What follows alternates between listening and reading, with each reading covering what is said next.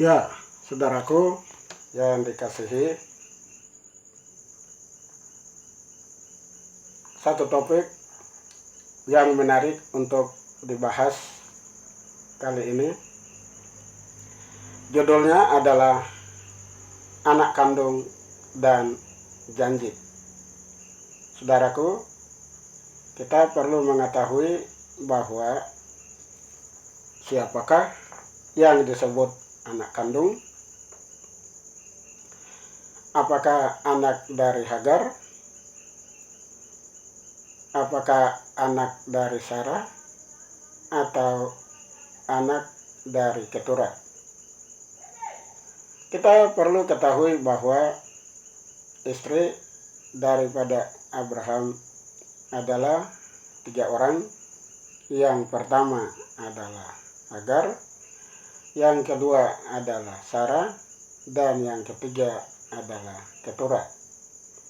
Kita akan mempelajari anak-anak dari masing-masing ketiga istri ini. Siapakah anak dari ketiga istri ini yang akan disebut anak kandung? Oleh sebab itu, mari kita teliti di dalam Alkitab. Di dalam Kejadian 16 ayat yang ke-10 mengatakan, lagi kata malaikat Tuhan itu kepadanya, aku akan membuat sangat banyak keturunanmu, sehingga tidak dapat dihitung karena banyaknya. Ayat yang ke-11, selanjutnya kata malaikat Tuhan itu kepadanya, engkau mengandung dan akan melahirkan seorang anak laki-laki, dan akan menamainya Ismail. Sebab Tuhan telah mendengar tentang penindasan. Ayatnya 16 dan 12. Seorang anak laki-laki yang lakunya seperti keledai liar, demikianlah nanti anak itu. Tangannya akan melawan tiap-tiap orang, dan tangan tiap-tiap orang akan melawan dia. Dan di tempat kediamannya ia akan menentang semua saudaranya. Janji ini diberikan Allah oleh karena ada penindasan dari Sarah. Saudara, kita akan melihat bahwa janji ini harus dihubungkan dengan Kejadian pasal 17 ayatnya yang ke-20. Agar kita tahu janji apa yang dimaksud yang diberikan kepada Ismail. Di dalam ayatnya yang ke-20 dikatakan bahwa tentang Ismail, aku telah mendengarkan permintaanmu. Ia akan kuberkati, kubuat beranak cucu, dan sangat banyak. Ia akan memperanakan 12 raja, dan aku akan membuatnya menjadi bangsa yang besar. Jadi kita telah mengetahui bahwa janji itulah janji yang diberikan kepada Ismail. Tidak ada kaitannya dengan yang lain yang diberikan kepada Ismail. Jadi kita tahu bahwa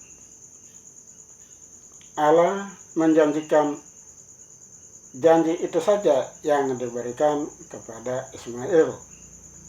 Kita pelajari selanjutnya. Sedangkan Kejadian 22 ayat 11-12 mengatakan, tetapi berserulah malaikat Tuhan dari langit kepadanya, Abraham, Abraham, sahutnya, ya Tuhan. Ayatnya yang ke-12, lalu ia berfirman, jangan bunuh anak itu, dan jangan kau apa-apakan dia. Sebab telah ku ketahui sekarang bahwa engkau takut akan Allah, dan engkau tidak segan-segan untuk menyerahkan anakmu yang tunggal kepadaku.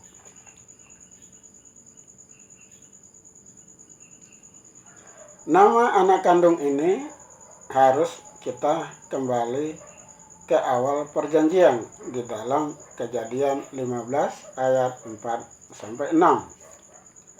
Saudaraku, kita teliti ayat-ayat ini agar kita dapat mengetahui siapa sebenarnya yang disebut anak kandung atau anak tunggal. Ayatnya yang keempat, tetapi datanglah firman Tuhan kepadanya demikian, orang ini tidak akan menjadi ahli warismu, melainkan anak kandungmu, dialah yang akan menjadi ahli warismu. Ayatnya yang kelima, lalu Tuhan membawa Abraham keluar serta berfirman, coba lihat ke langit, hitunglah bintang-bintang, jika engkau dapat menghitungnya. Maka firman-Nya kepadanya, demikianlah banyaknya nanti keturunanmu. Jadi saudara, ayat ini menyatakan bahwa ada janji, yaitu ahli waris yang akan diberikan kepada anaknya Abraham. Siapakah anaknya yang dimaksud? Kita ikuti terus penjelasan tersebut.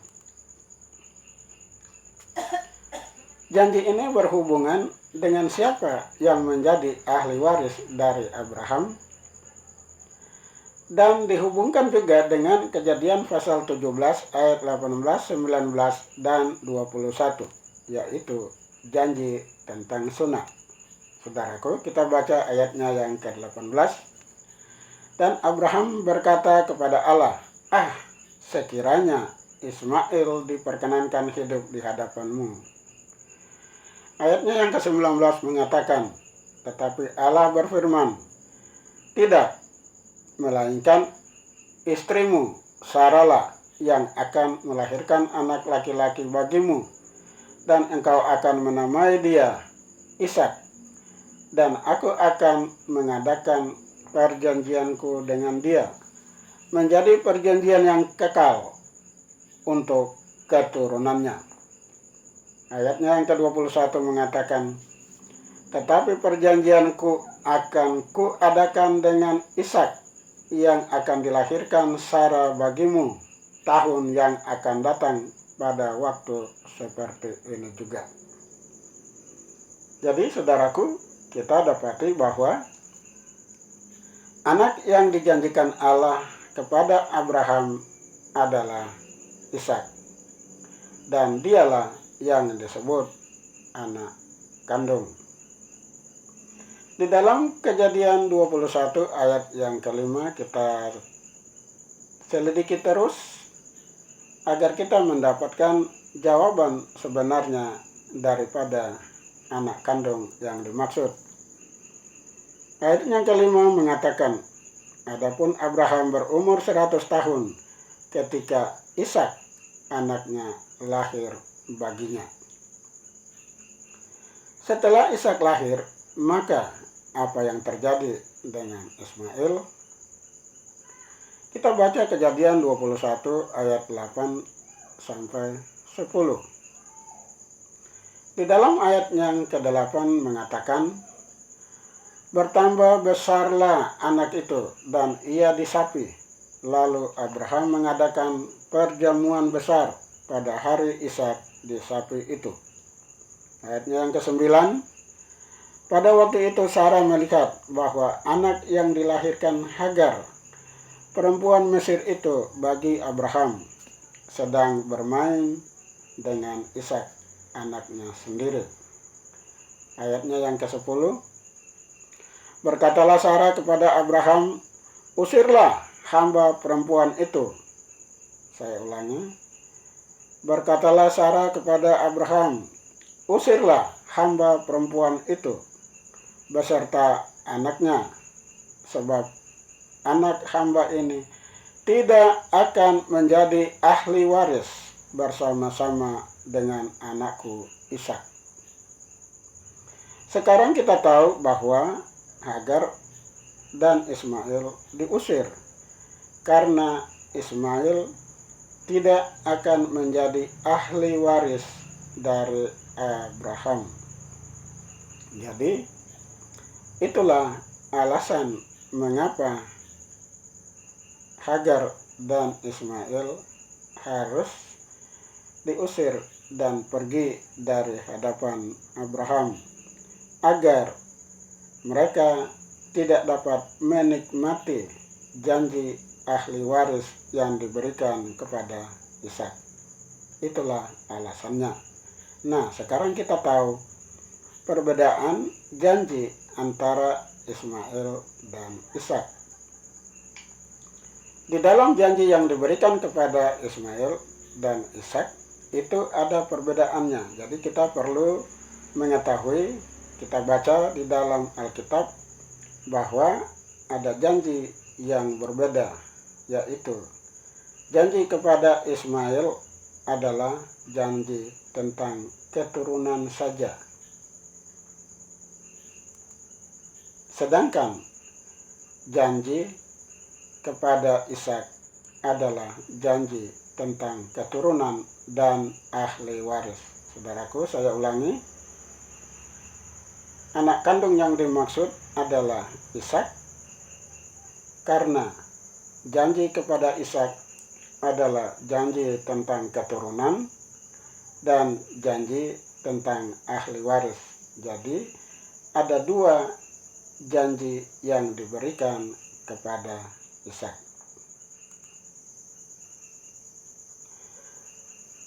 Lalu pertanyaan, mengapa Allah memberikan berkat keturunan kepada Ismail, saudaraku? Kita perlu tahu bahwa Allah mempunyai keadilan yang sama kepada semua umat manusia. Oleh sebab itu, kita perlu ketahui alasan apa sehingga Allah memberikan berkat keturunan kepada Ismail. Kita baca di dalam Alkitab Kejadian 16 dan Kejadian 21 itu menerangkan tentang dasar atau alasan mengapa Allah memberkati atau memberikan janji kepada Ismail, yaitu yang pertama, terjadi penindasan dari Sarah kepada Hagar dan Ismail. Itulah alasan yang pertama. Oleh karena penindasan Sarah kepada Hagar dan Ismail, maka di dalam Kejadian 16 ayat 11 mengatakan, selanjutnya kata malaikat Tuhan itu kepadanya, engkau mengandung dan akan melahirkan seorang anak laki-laki dan akan menamainya Ismail. Sebab Tuhan telah mendengar tentang penindasan atasmu itu. Saudaraku, itulah alasan yang pertama. Alasan yang kedua adalah sebab Ismail termasuk anak dari Abraham dan Hagar. Kita itu dapatkan di dalam Kejadian pasal 21 ayatnya yang ke-13 mengatakan, tetapi keturunan dari hambamu itu juga akan kubuat menjadi suatu bangsa, karena ia pun anakmu. Saya ulangi, karena ia pun anakmu. Jadi sekarang kita tahu ada dua alasan yang diberikan kepada Hagar atau Ismail, oleh karena yang pertama terjadi penindasan dan yang kedua adalah karena dia juga adalah anak Abraham.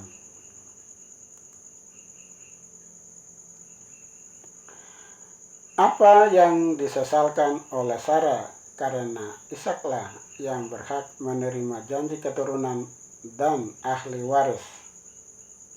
Saudaraku, kita melihat kenapa Sarah menindas Abraham tentang Ismail dan Hagar? Karena Allah telah memberikan janji keturunan dan ahli waris itu kepada Ishak. Sehingga kalau ada dua orang yang tinggal bersama, itu akan terjadi hal-hal yang tidak dikehendaki karena Allah sedang memberikan janji itu kepada kedua anak tersebut. Maka kesalahan Sarah didengar oleh Allah di dalam Kejadian pasal 21 ayatnya yang ke-12 mengatakanlah, tetapi Allah berfirman kepada Abraham, janganlah sebal hatimu karena hal anak dan budakmu itu dalam segala yang dikatakan Sarah kepadamu. Haruslah engkau mendengarkannya, sebab yang akan disebut keturunanmu ialah yang berasal dari Ishak. Jadi saudara, kita ketahui bahwa yang disebut keturunanmu ialah yang berasal dari Ishak. Kejadian 17 ayat 21 mengatakan, tetapi perjanjianku akan kuadakan dengan Ishak yang akan dilahirkan Sarah bagimu tahun yang akan datang pada waktu seperti ini juga. Jadi Tuhan telah mengadakan perjanjian dengan Abraham dan Sarah bahwa yang akan menjadi keturunan dan penerima ahli waris adalah Ishak. Saudaraku, kita harus teliti Alkitab dengan baik. Kita harus membaca Alkitab dengan baik dan tekunilah ayat demi ayat, maka kita akan mengetahui di mana jawaban yang benar. Sehingga yang disebut anak kandung adalah anak yang dilahirkan dari Sarah, bukan dari Hagar. Maka benarlah firman Allah di dalam Alkitab, Kejadian 22 ayat 1-2, setelah semuanya itu Allah mencoba Abraham, ia berfirman kepadanya, Abraham, lalu sahutnya, ya Tuhan. Firman-Nya, ambillah anakmu yang tunggal itu yang engkau kasihi, yakni Ishak. Pergilah ke tanah Moria dan persembahkanlah dia di sana sebagai korban bakaran pada salah satu gunung yang akan kukatakan kepadamu. Jadi, saudaraku, kita sekarang mengetahui mengapa ada anak tunggal atau mengapa Ishak disebut anak tunggal. Padahal di dalam Alkitab ada 3 istri Abraham yang mempunyai 8 anak. 1 dari Hagar, 1 dari Sarah, dan 6 orang anak dari Keturah. Namun, kita melihat bahwa Allah memilih Ishak sebagai anak tunggal karena dialah yang dijanjikan sebagai anak perjanjian yang akan mewarisi keturunan daripada Abraham dan memiliki ahli waris dari Abraham. Sehingga kita mengetahui bahwa apa yang difirmankan Allah benar-benar itu terjadi dan terbukti. Oleh sebab itu, firman Allah itu kekal untuk selama-lamanya.